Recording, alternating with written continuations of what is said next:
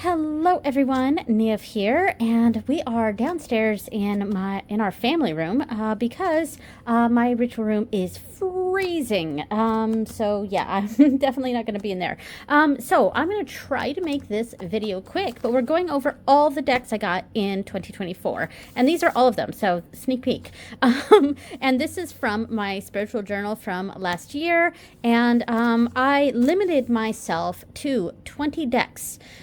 And that includes any type of deck, any type of tarot or oracle deck. Yeah, so I could not, that was my own rule, receive more than 20 decks. And that included gifts. So I really went strict on myself that year, and it's definitely less so this year.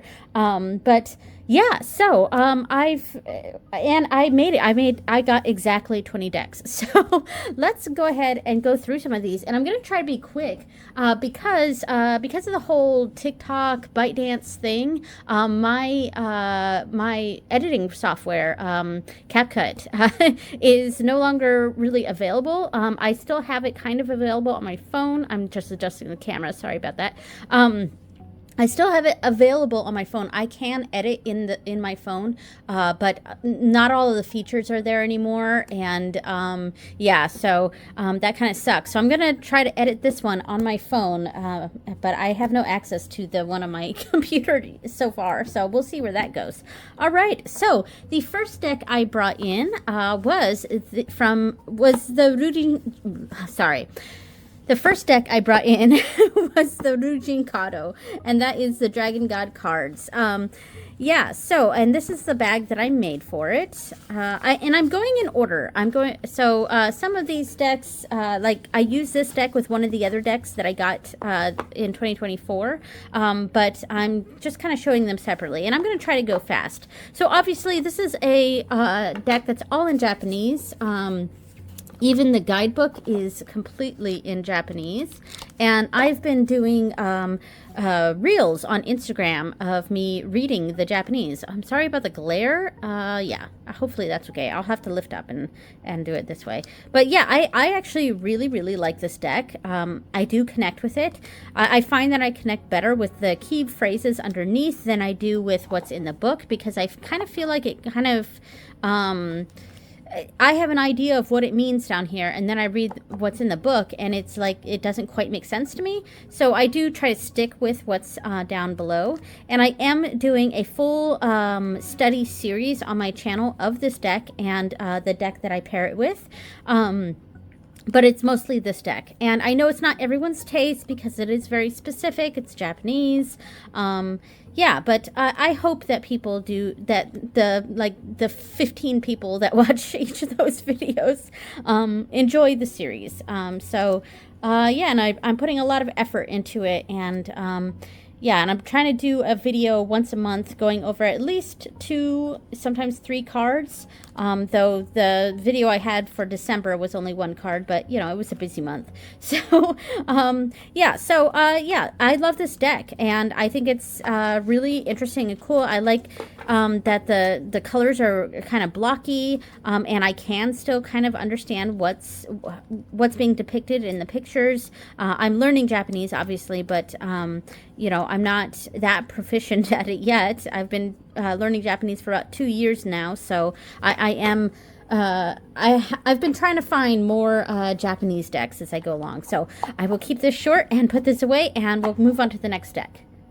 So next up is the Goblins and Gardens, and this is the bag that I made for it, and I freaking love it.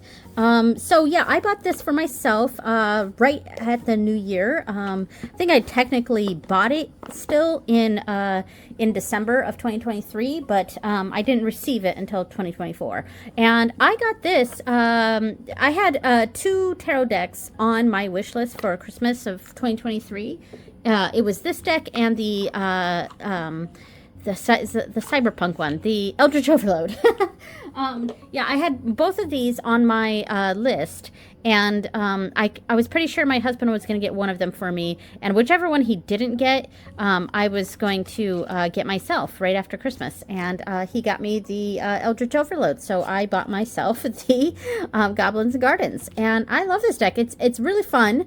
It does kind of go its own way sometimes. Sometimes it's a little bit difficult for me to see the meaning of the cards in the images. Oh, this is upside. Some of my cards are upside down.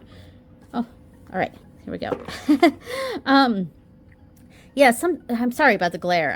I'm there's a light right above my head, and it's catching the cards a little bit. But yeah, I mean, this deck is really, really, really cool. I don't use it a lot, but I do enjoy it when I do use it, and it's very, interesting. It's very unique, in its theme and the style of it. And I really tried to make the bag to match. I went with this garden fabric and got this like burlap fabric and embroidered this sketchy dragon on it, and used the same burlap fabric for the inside. And I don't know, I really like it. I think it was kind of a perfect bag for this deck.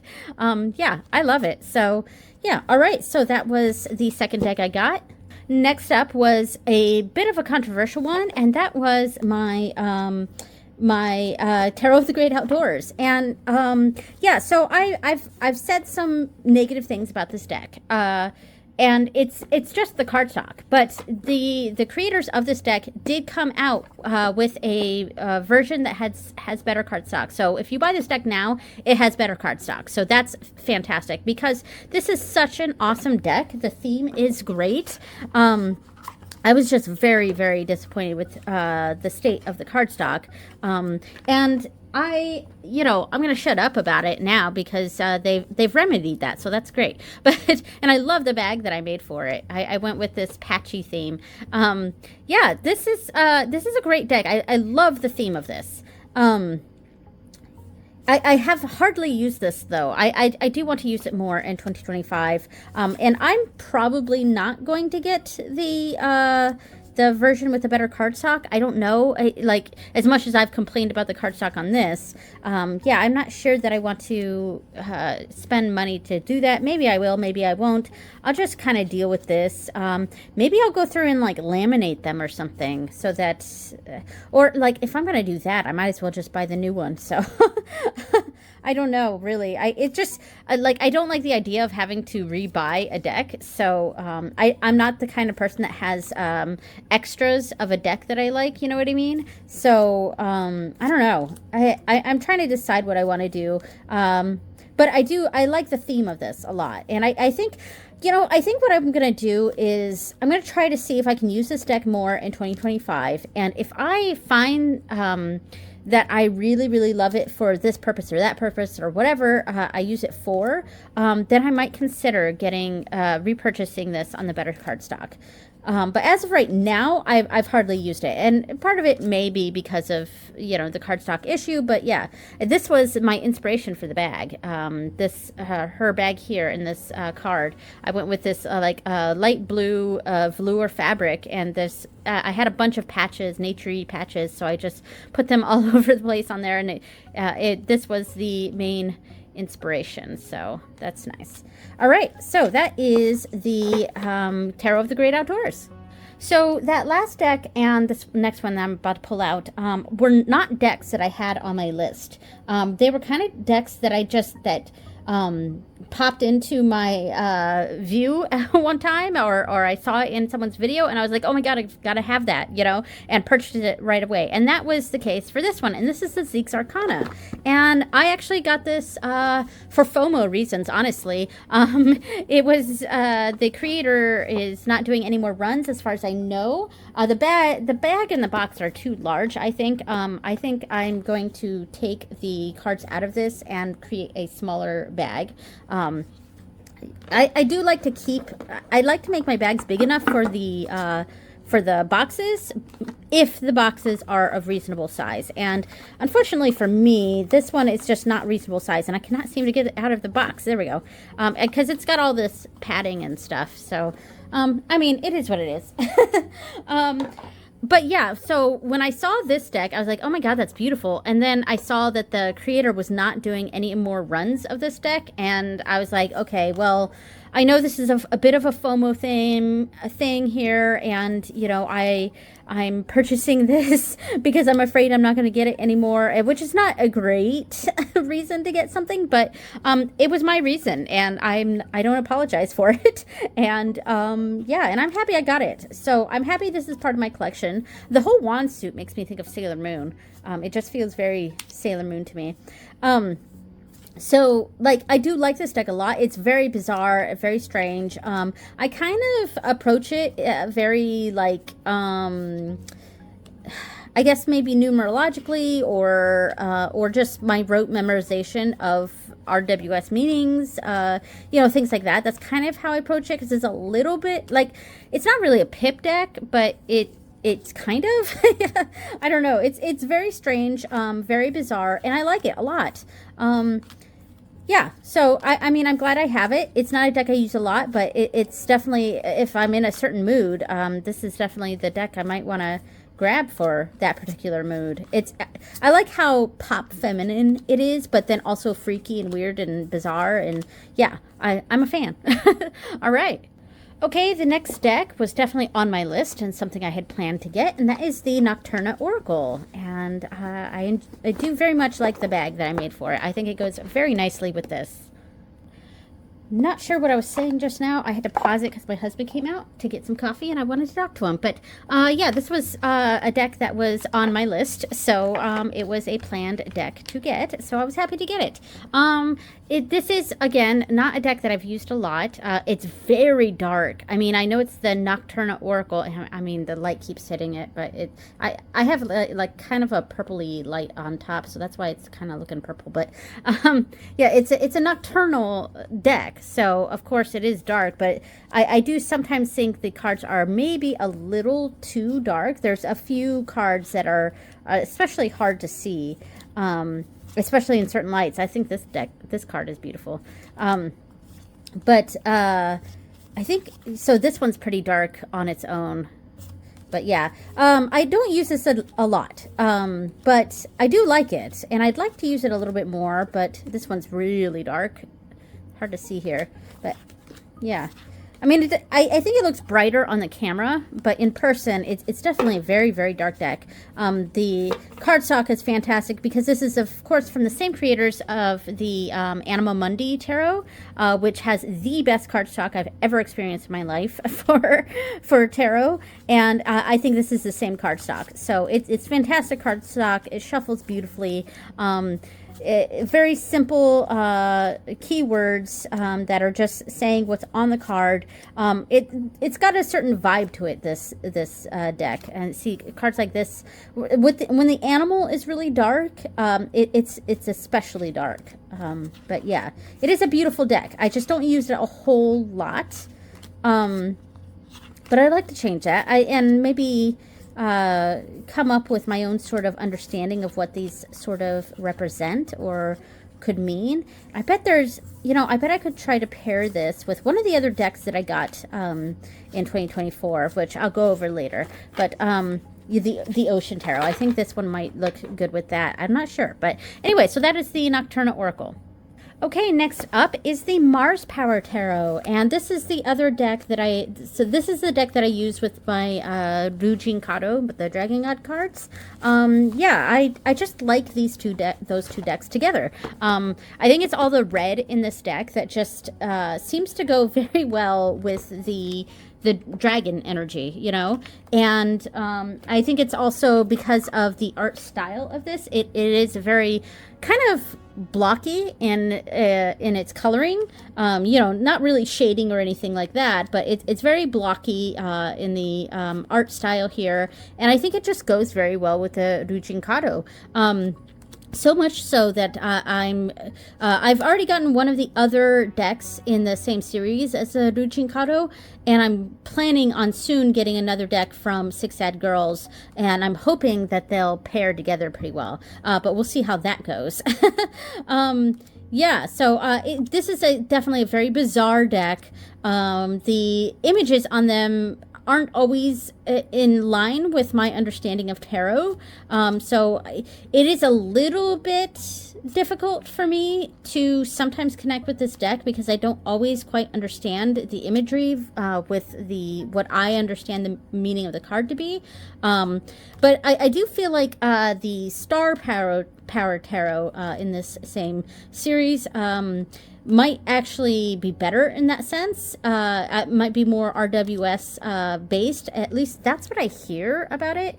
I hear that it's more that the Star Power is a bit more RWS. So I'm not sure. And I have seen some walkthroughs, so maybe.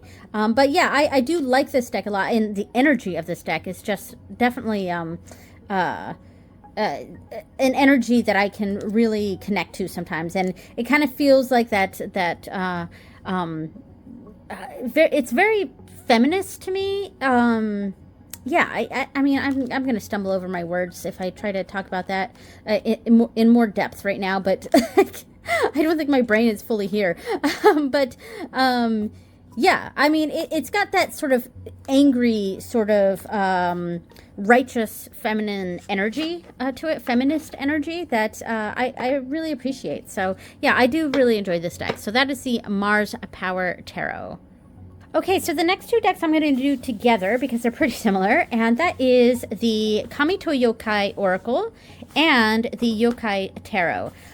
So these decks are extremely similar. They're the same size and a very similar artwork. However, they're not done by the same artist, and they don't they don't go together, but they kind of go together. I don't know if that makes sense, but they're the same size, very similar style of art. Obviously, both of these are Japanese decks. The guidebooks for both of these decks and some of the words on this one are in French.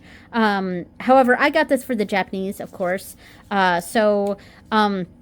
And I'm very interested in delving deeper into yokai and understanding yokai energy. I do kind of wish that the guidebooks were in Japanese as opposed to French. I mean, I don't know, as an added level of study, because I'm not really interested in learning French, but and I do wish that the French on here was on the bottom part, because honestly, I would just chop off the French part and just have the Japanese. But it is what it is. But I really love the art style on this, and I find that I feel a bit more connected to the Oracle deck. However, I did use this deck for quite a bit in December, I think.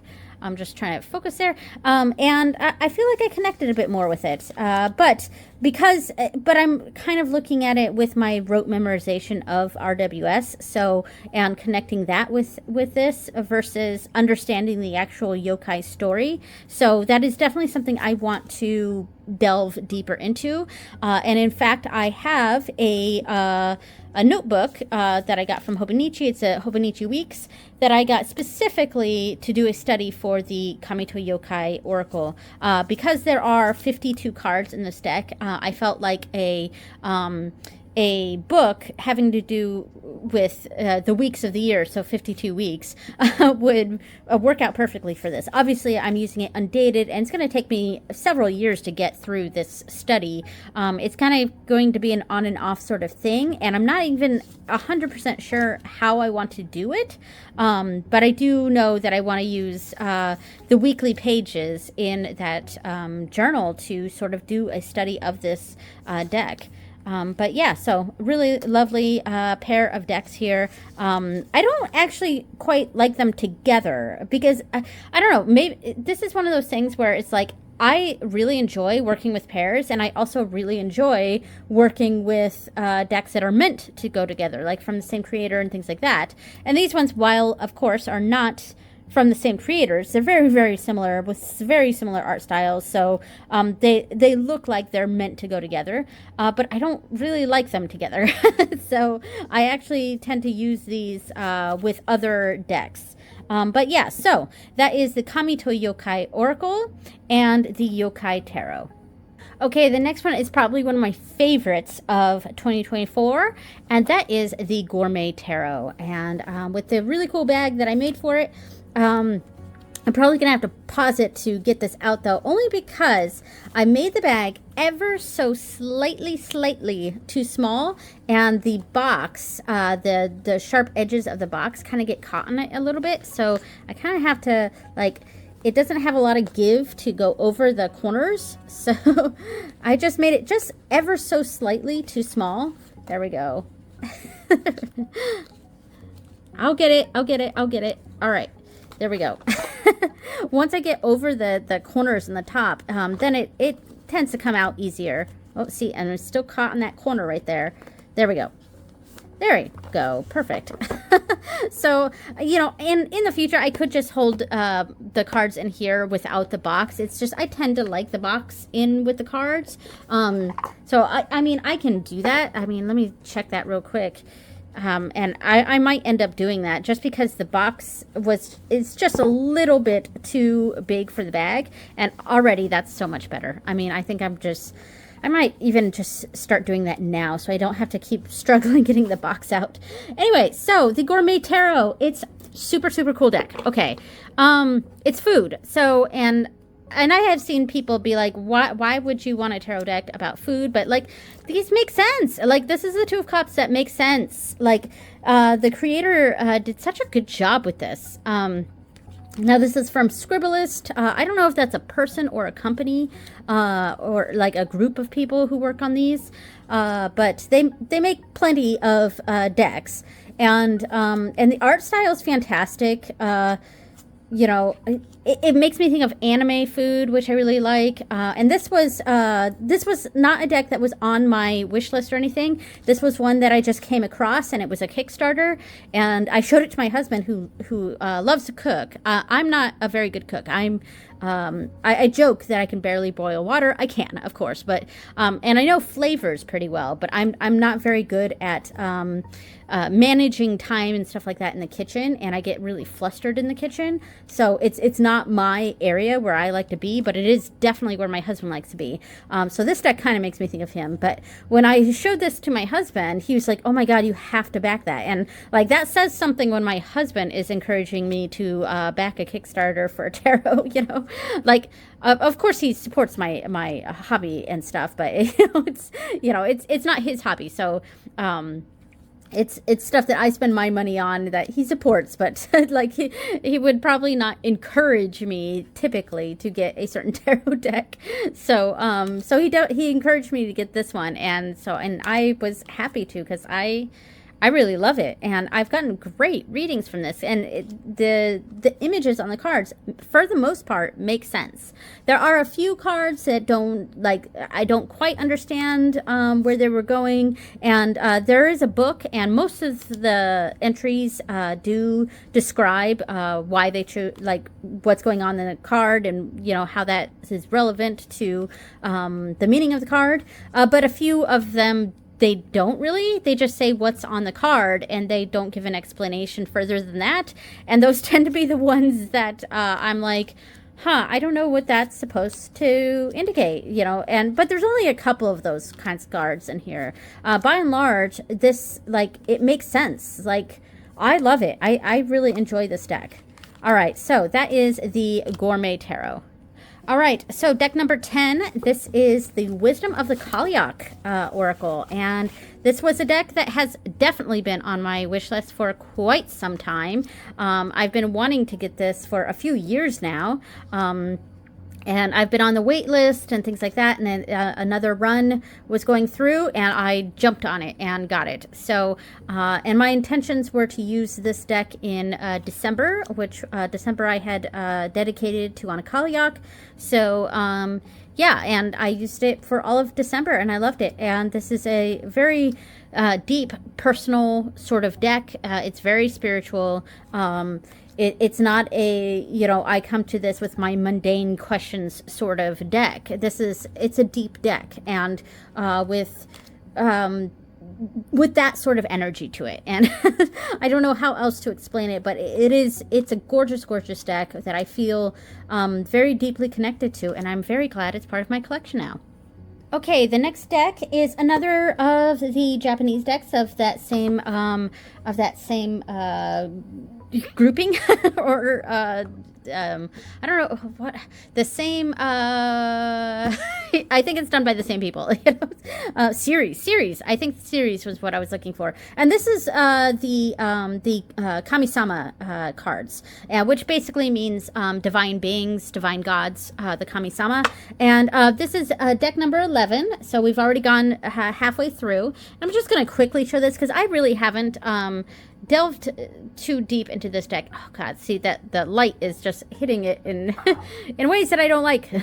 But yeah, it's a very similar style, obviously not the dragons. I can't remember if I want to pair this with the star power or with the moon power, both of which I am going to be getting this year in 2025.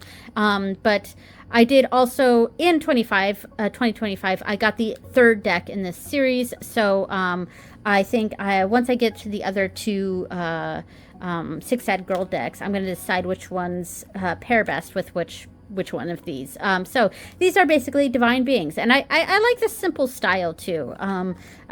It goes well with certain decks. Sorry about that light. But yeah, so and I think the title up here is what it's saying, that the potential deity or spirit or whatever it is that they're evoking here. That's the name of it up there, and then down here is the message. And it looks like most of the messages are in hiragana, so I can actually read those pretty easily. I don't always know what they mean, but I do like that the message itself is in hiragana, so I might be able to understand what the actual message here is. So that is the Kami-sama Oracle, and there we go. I do want to also say that pretty much all of the decks from 11 on don't have bags for them yet because they're so new. So this one doesn't have a bag yet, and I think all of the ones before this did have bags. Yeah, all the first 10 decks that I got have bags. Some of them are the bags that like they came in, which I'm going to create a bag for, or some of them, because I'm pretty fine with this bag here for the Kalyak. Maybe I might embroider something on there or put a patch on there. I don't know, but for the most part, the first 10 decks all have bags, and the next 10 decks don't really. One of them does, but yeah. All right. All right, so the next one is the Ocean Tarot, the Oceanum Arcanae. Yeah, and so this is stunningly beautiful. It's gorgeous. But I have like not used this at all, and I don't think I use these are extra cards. That's right. All right, I'm gonna leave those down in there. I don't like extra cards are kind of hit or miss for me. Sometimes I use them and sometimes I don't. The Gourmet Tarot, I used the extra card. It was the fortune cookie. But like other decks, I don't really use the extra cards for. But this artwork is absolutely stunning, and so stunning. See, I'm trying to get it so the light isn't hitting it like that, but so stunning that I absolutely want to get this creator's other works. They're doing an elemental series. Sorry, I've been sitting on the floor like this for so long, my knees are hurting. Yeah, so they're creating decks for each of the elements. So this is obviously the water deck. There's an earth deck, I think, called the Terra Arcanae, and then there's a they don't have an air deck out yet. There's a fire one, Ignis, I think, Ignis Arcanae. And I want all four of them, even though I've hardly used this deck so far. I do like the energy of it. I like the artwork of it. And push comes to shove, if I don't end up using these decks, they're a nice collectible. And I'm not against necessarily having collectibles, but I do want to use this deck. And I did mention that I think it might go well with this Nocturna Oracle, maybe? I don't know. Just because of the style of this art, it's very heavy on the line work. And it's got like darker colors, and I just kind of like it. I do want to use this deck more, and in fact, I may use it next week, I think, for my nightly reader, just so I can use this deck a little bit more. Maybe I'll use this one and this one. I'm not sure. Might wait until February though, but yeah, I like this deck a lot. It's gorgeous. And I really, really like this style of artwork. All right, so that is the Oceanum Arcanae. Okay, so the next deck is the only one that actually has a bag. And it's not a bag that I made for it. It's just a little mesh bag that I think works just fine for this. And this is the Mildred Payne Secret Pocket Oracle. And I have to say, this is basically my favorite Oracle deck right now. Yeah, I really, you know, I don't feel weird about saying that. Like, this is definitely my favorite of my Oracle decks right now. And I knew kind of immediately when it came in that this is for me. Like, this is my style of little Oracle or Cartomantic style deck. It feels very much like a Lenormand, even though it's 88 cards. And of course, a Lenormand is 36 cards, but so it's way more than a Lenormand. But I use this like it's a Lenormand. I use it in a grid system, so I don't do spreads that are angled all weird or anything like that. I don't do stuff like that. I don't do anything like that. I read this straight up like it's a Lenormand, and my preferred is the 9-card box. Of course, I'm not going to lay out all 9 cards, but you get the gist. Yeah, I love this deck, and it does come with a sheet of some quick meanings, which are only suggestions because it does encourage you to come up with your own meanings for the cards. And I find that I like to do that. Sometimes I peek into what their suggestions are if I'm drawing a blank on something, but ultimately I kind of just read this deck very intuitively and just kind of use my intuition on what it's trying to say to me. So I am a big fan of this deck. I did just use this as a nightly reader all of last week, and I combined it with 2 other oracles. It was it was another one of Patrick Valenza's decks, the Lucid Daydreams, which is a deck I just got, and it with the Illustrated Herbiary. I used both of those with this deck, and I quite liked it. I had the Illustrated Herbiary right here, 1 big card, and then 1 card of the Lucid Daydreams, and then 2 cards of this underneath, and it kind of just created this rectangle where this Herbiary card was the theme. This was like an expanding message from that, and this was like the ultimate, like, bringing it all together message was the 2 cards, whatever, right here. Boot and foot. How funny is that? But like, so yeah, I absolutely love this deck. It's a great little quick reader. I keep it on my person. Yeah, and I could pull out just a simple 3 card. It's great for a Cartomantic style reading. Sorry if you hear any noise. My daughter just came home from school. She had midterms today, so she had an early day, so she just came home. So the next deck was the Rain Shadow Tarot. I'm just going to quickly go through this one. Yeah, so I really, really, really enjoy this deck, like, quite a lot. It's my current nightly reader for this week. And I just, like, it's a very deep deck, and it's a type of energy I've really been, like, looking for in my tarot decks. So I quite like this. Yeah, I mean, I'm not going to spend too much longer on here because we're already 30 minutes in. So yeah, and I got to edit this and get it out 2 days. So I should have recorded this yesterday but like, everyone had yesterday off from work and school because it was Martin Luther King Jr. Day, and so so yeah, I didn't do it. But anyway, so the next deck is the Lakshmi Oracle, and I'm not even going to open this because I am using these cards for my envelope pulls. Every month I am opening a mystery envelope, and it has 3 of these cards and 3 of a Lenormand in there. So there's nothing in here except for the guidebook. But yeah, love this deck. It's basically a deck of Hindu deities. It's not specifically Lakshmi. The creator called it the Lakshmi Oracle because it was a devotional work for Lakshmi, so that's why it's called that. There is a Lakshmi card in there, which was actually one of the the first envelope I opened had the Lakshmi card in it, so that was pretty cool. So yeah, and I'm gonna set this to the side. All right, so the next deck I have on my list here, the next one I got, was another surprise deck. It was just, this is a deck that just came out. It was a Cowgirls and Aliens, that it looks super cool and right up my alley, and I love the fun nature of this, and I kind of just had to have it. And it's a mass market deck, and yeah. So here's the thing. I love this deck. I love the art on it. I love the title cards.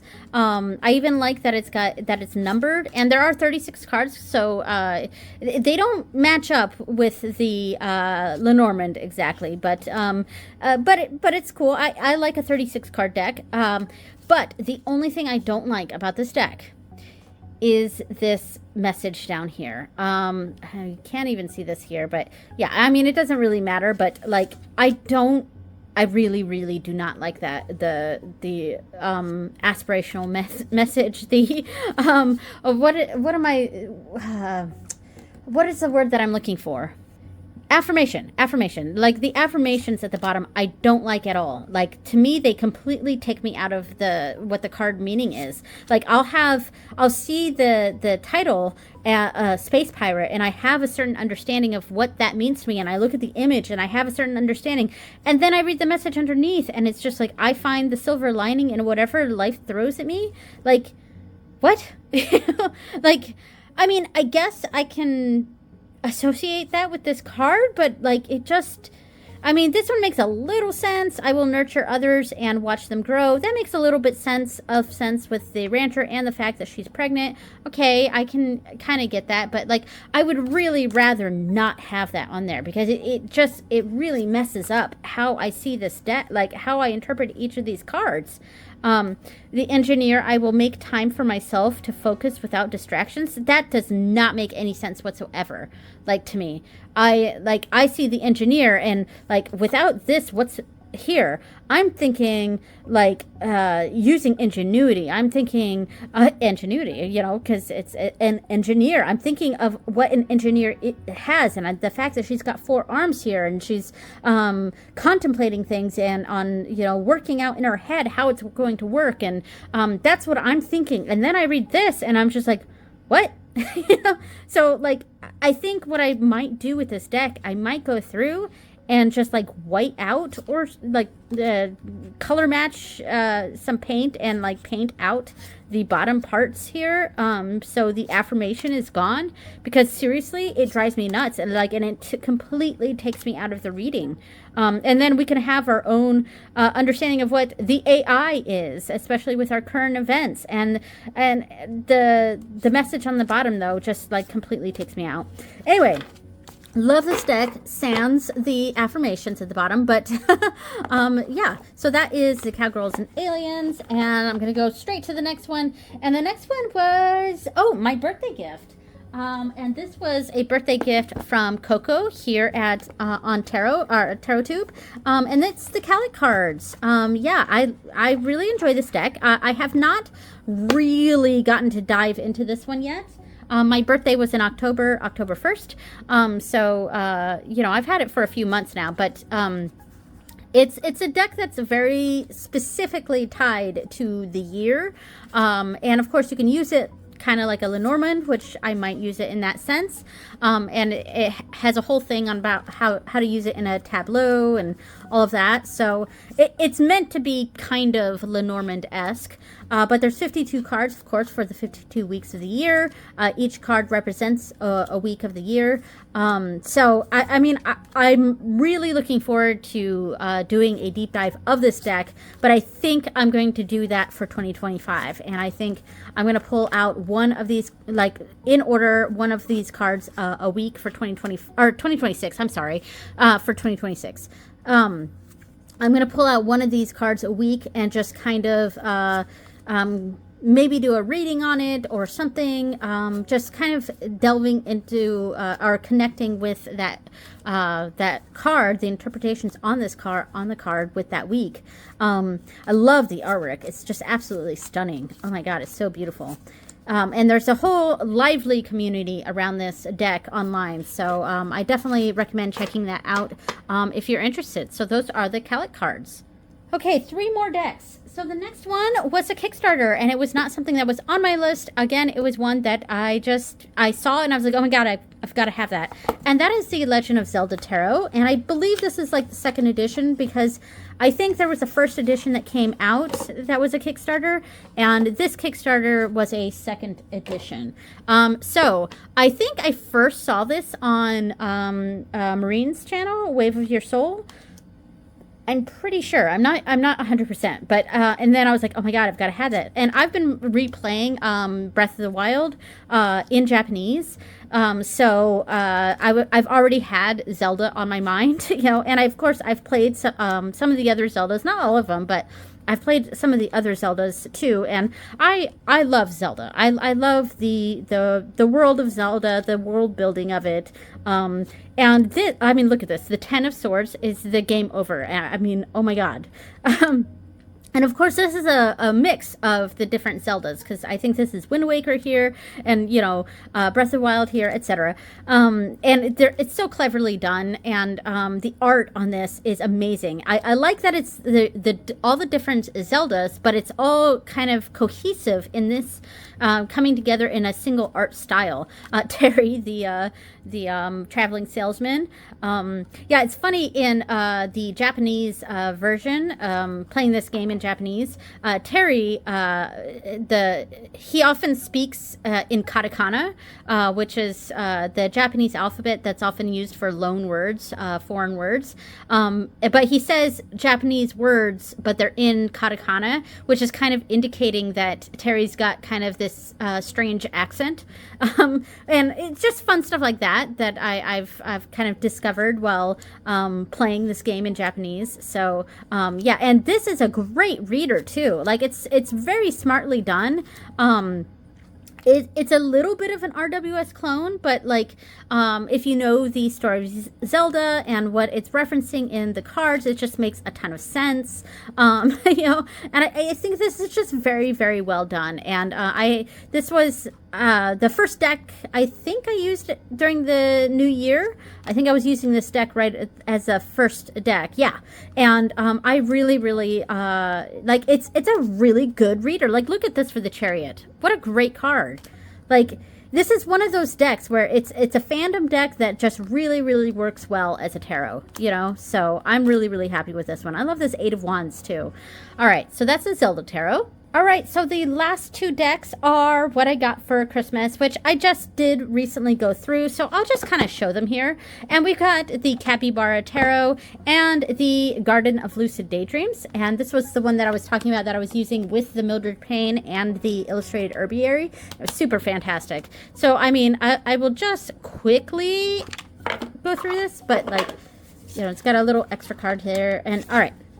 So, I mean, super, super cute. It's capybaras. Not much else to really say about it. It's an RWS clone. Capybara is very cute. I just wanted it. Like, honestly, I just wanted it. This is not necessarily a deep, deep deck, but it's definitely just one that I wanted because it's cute. And, you know, and my oldest daughter, when she was in elementary school, she did a project on capybaras, and it was her favorite animal for a long time. And I don't think it is anymore, but I don't think she necessarily has a favorite animal, but she still likes capybaras. So this, honestly, this deck kind of makes me think of her. So so there's that one. And then, of course, the Garden of Lucid Daydreams is a very strange, you know, sort of Patrick Valencia deck. And so here's the thing with this. There's no titles on these cards. So I am reading these cards very intuitively. And I think it's definitely the kind of deck that does well paired with other decks. Like, it kind of takes some of the meaning from the cards that you're pairing with it. You know what I mean? Yeah, but like, I think the images on it are descriptive enough that, for the most part, that I think it's still easy for me to come across, like to come up with what it represents based on the other cards that it's paired with, the other decks. So there is technically a guidebook that comes with this. There's like a PDF to it, but I went to the link and there was like it was like 404 page not found or whatever, so like I don't know what, like, but honestly I'm kind of okay with that. So these don't even have names, so I just call them card number 20 or card number 24, etc. I think I might maybe go through and do some sort of quick study, like come up with like a couple keywords to sort of represent what these cards mean for me. But in general, I kind of like that it's just the image and the number, and we can go numerologically with it too, and sort of figure out what it means that way as well. So I like it. It's my kind of deck. To be honest, as I've delved deeper and deeper into my tarot practice and oracle practice, I find with oracle cards, I think I kind of like when an oracle deck just doesn't have as many, it has as little keywords as possible, even just a title, because I kind of like working with it intuitively, if that makes sense. But anyway, so those are all the decks that I got in 2024. That's a total 20. Yeah, and it looks like we're at 45 minutes. So I am going to edit this right away and get this up on my channel. It's probably going to take a while, but thank you so much for watching, everyone, and I will see you next time. Bye!